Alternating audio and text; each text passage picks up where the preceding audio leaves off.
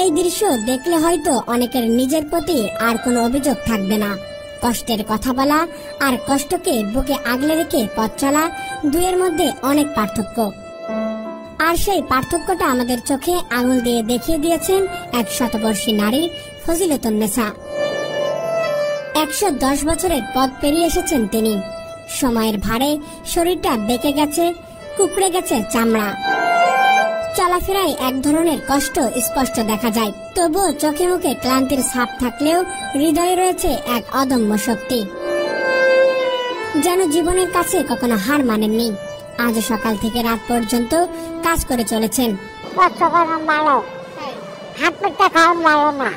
ফুটপাতে বসে কাঁচা আম, শসা আর আমড়া বিক্রি করেন তিনি। নিজেই সেগুলো বাজার থেকে কিনে আনেন, কাপা কাপা হাতে ছুলে ধুয়ে সাজিয়ে দেন ক্রেতাদের সামনে। একটা টুকটাক হাসি আর আন্তরিকতার মধ্য দিয়েই চলতে থাকে তার বিক্রি।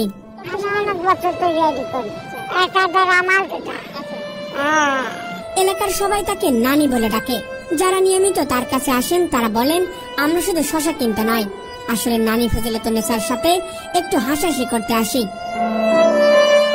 এই বয়সে সাধারণত মানুষ শয্যাশায়ী হয়ে পড়ে, অথচ ফজিলাতুন্নেসা যেন এক অদম্য ধাতব্য শরীরের মানুষ। কোনোদিনও কারোর কাছে হাত পাতেন।